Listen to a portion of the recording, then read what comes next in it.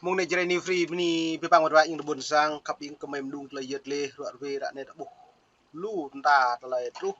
le tong talang tlai pro no hang topul bul kum ma pro hang phung ro ni po giờ nó tlai lum ta bột tlai ling lang thun lau như mạ pharia thun ne như mạ pharia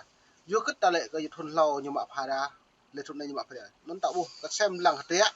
le tong nek ka ne như kra te hang tlai yon pe un hoa bo mo hil nek bu mau buah tang ke tele puh lai ngak sosat belum care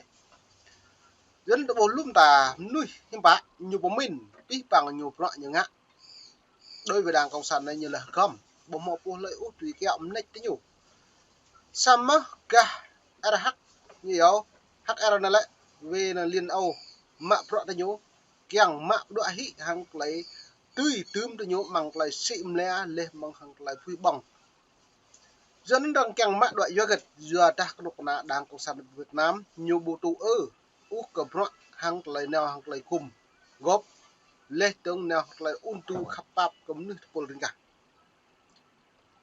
dân mày này mùng này mệt vã mày mong mặn mong lấy hình mong đại ai châu và đại R3 thư về các buôn sang mày bọc về bịa nít bịa rách để xem lăng cờ pro đang bọt thì nhiều. Tổ chức theo dõi nhân quyền Human Rights Watch kêu gọi Liên minh châu Âu không cho Việt Nam hưởng các lợi ích từ Hiệp định Thương mại Tự do EU-Việt Nam, gọi tắt là EVFTA, do sự vi phạm nhân quyền trầm trọng của Hà Nội trong nhiều năm gần đây. Ông Phil Robertson, Phó Giám đốc Phân ban châu Á của Tổ chức theo dõi nhân quyền, có phát biểu như vừa nêu sau tuyên bố của riêng nhóm tư vấn trong khối Liên Âu, viết tắt là EUDAG, về sự lo ngại của họ cho tình hình nhân quyền Việt Nam. Nhóm này tự đưa ra tuyên bố hôm 14 tháng 12 sau cuộc họp lần thứ 3 với nhóm tư vấn trong nước của Việt Nam, DAG Việt Nam, tại Bỉ cuối tháng 11 năm ngoái mà không đưa ra được tuyên bố chung. Trong tin nhắn gửi Đài Á Châu Tự Do ngày 4 tháng 1, ông Phil Robertson bình luận về thông cáo của EUDAG. Nhóm tư vấn trong khối liên minh. Giờ nó bộ nhóm tư vấn trong khối liên minh cơ ta làm ta rồi về anh lại thứ những bộ lạ cơ ta lại thế giờ cất rằng càng mạ bịa hị giờ ta có độc na đang cộng sản bị pro nẻo nhiều càng mút hàng lời hợp tác thương mại thế giới về cái FTO này dẫn là lợi nhuận từ nhố bố từ đó bổ hợp tác thương mại với cái ô từ đa nhố bố nghe ô nhưng bạn như chính cái lần chặt là buồn sảng là cái nhố lên trong mông lâu giờ cất lại từ nhố tụ tay hay mông chính án nhiều án kéo dài thời gian cái buồn sảng là cái nhố chứ là rim chặt lên mút mà hàng liên minh châu Âu còn lại mạo lại xịn lẽ lại trong cái năm này đi chả đang định xác định đặc biệt đáng cộng sản Việt Nam chặt thì nhiều đây lại ví dụ pro này nhiều hợp tác lâu con này cơ trở lại hợp tác thương mại lên từng hàng lại bần cứng nhiều rim chặt đang đi đu từ nhiều sam lại pro nên từ nhiều bùng nhậu do cất nhiều bùng nhậu mảng lần chặt đáng cộng sản Việt Nam bù màu tự do nhân quyền bù màu còn lại bình đẳng quyền phụ nữ và trẻ em cho nên lum ta hàng này là đang thợ bua lên rằng ta thấy nhiều lấy từ mạng cái nhựa rằng mạng đuổi hít cái này từ những lần lên thằng tạo money panap tương lai đang cộng sản Việt Nam tạo bật hậu hiếm bại như chẳng hạn nên hàng này money panap lấy ngạn đấy nhiều nên về đặc xem lăng tạo buộc lại tôi mới chân đoán mà bây giờ lại chính xác mới chân đoán như thế buồn sàng đối với cái nhiều hàng này lại riêng cái nhiều là bình buôn ban nhé bùng nổ trong nước Việt Nam giờ gất pi bằng nước hiện nay trên về thầu pla ta đặt một lời tiếp đối với mình doanh như tâm lại sim này sum áo hàng hóa lum tả như sim làm cần dây dép này thì bầu máu rọ mát lên trên cái nam đồng lên một tổ nhớ nhà hàng mật là ta lấy xuất khẩu dịch may để lấy tên đó nhà hàng ta lấy công ty sản xuất nước ngọt bố đã hàng lấy akan lưu bro cần được nhưng thầu nhẹ lại vượt sĩ bộ mẫu vượt lai như phật công nhân là buồn sang mà loại như bố như bạn là bố mẫu nấn tàu cái xem lăng mà chân đoán mười nắp lại được đã tôi bố em mượn lại hiệp rằng mãi lại tươi dùa ta độc đá doan nhiều bộ tổ ở hàng lấy trầm tự trong đỡ hàng lấy hiền cái nắm tiếp là dưới nó xem lăng bình doan nhé là rung rong lên trong lum nước cần trong hàng là đã buộc có thể có nhiều ngã bukan nhớ nhiều đấy mong pre xem lăng trong bịa cái trách có thể lấy này Châu Âu đã quá lịch sự. Xét đến mức độ nghiêm trọng của việc vi phạm nhân quyền của Việt Nam và việc vi phạm trắng trợn những lời hứa cho phép xã hội dân sự, bây giờ giám sát và tham gia thực hiện chương thương mại và phát triển bền vững, chính phủ Việt Nam đang tiến hành một cuộc đàn áp toàn diện đối với các nhà bảo vệ môi trường, các nhà hoạt động về biến đổi khí hậu và bất kỳ nhà lãnh đạo xã hội dân sự nào dám nêu lên việc Việt Nam không tôn trọng nhân quyền và quyền lao động. Ông cho rằng việc chính phủ Việt Nam không đưa ra thời gian biểu phê chuẩn các công ước của Tổ chức Lao động Quốc tế ILO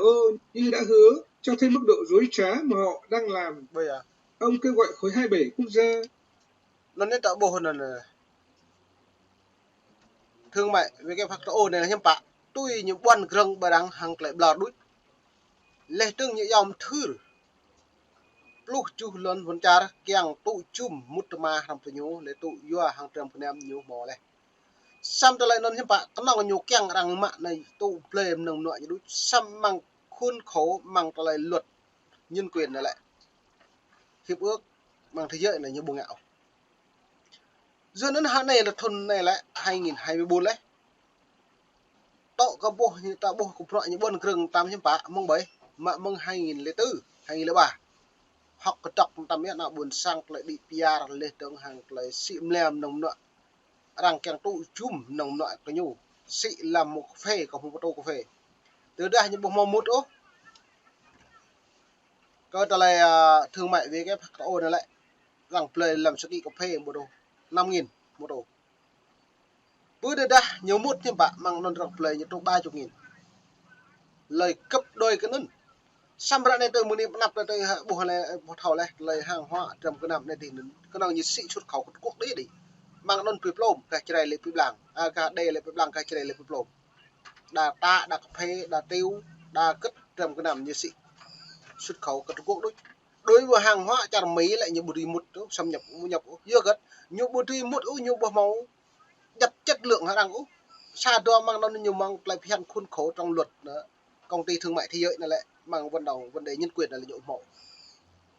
do nó tới mình xem làng bộ này lùm tàu Việt Nam thuộc ba này mong ni bắt tới làng rúp đinh là công nhân nên tam là rung u tới nhiều nạ buôn sang là mò rung tới nhiều cất nạ buôn sang đó nhiều vừa đặt lại tiếp nạ buôn sang ta hàng tới nhiều là phá đấy à nạ buôn sang ta tiếp là tùy tộc bằng pê tùy lạc ta ta tùy bằng nòng ta tùy tiếp mà cứ bình dân nhớ nhưng bạn nhiều tiếp mang lại xịm lẻ là trước hiểm nồng nọ nhớ bộ càng tụi chung ô hàng họ bộ mọi một bạn con bộ máu lẹp rạc một vẹt cần máu buộc như rung nữa các con này như thầu như lư nữa các con này bình nạ buôn sang từ đi bia lần chán còn nghe xem lăng mình phải được nên có các hành động cụ thể đối với sự vi phạm nhân quyền của Việt Nam.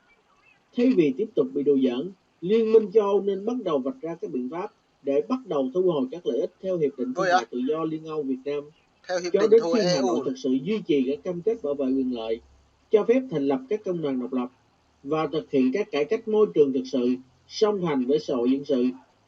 Trong tuyên bố của mình, nhóm tư vấn trong khối EU nêu ra các vụ việc bỏ tù lãnh đạo một số tổ chức xã hội dân sự có đăng ký và có ý định tham gia DAG Việt Nam như nhà báo Mai Phan Lợi và luật sư Đặng Đình Bách về tội danh trốn thuế. EU-DAG nói quyền của các tổ chức xã hội dân sự trong việc xem xét, giám sát việc thực hiện các cam kết thương mại và phát triển bền vững của EVFTA, bao gồm các cam kết trong thương mại và phát nó để bị mượn với nhân thầu các lại yang từ buồn sang mềm chứ là nhiệt lệ tâm nên bộ này cái là rằng thu hồi hệ mà cái là tươi như càng mút như bằng hàng dân tương lai cái nào buồn sang doan hàng tụi nó cái nhập bộ hiếm bạ đâu nó là rất là bộc bành mẹ một lại bộc bành hiếm bạ như rung nhá mẹ như rung hiếm bạ như bất lực đang từ nhập bộ một này đang xem lặng bên này yang từ buồn sang học ác thôn phẳng rau có mấy loại này xem lặng có mấy training free mấy loại ca bố đúng đúng xin tại bố nó có ý bình luận để đợi cả học về lúc nuôi thầu cợt làm rõ hàng làm hình cặp với mù bên này thì bạn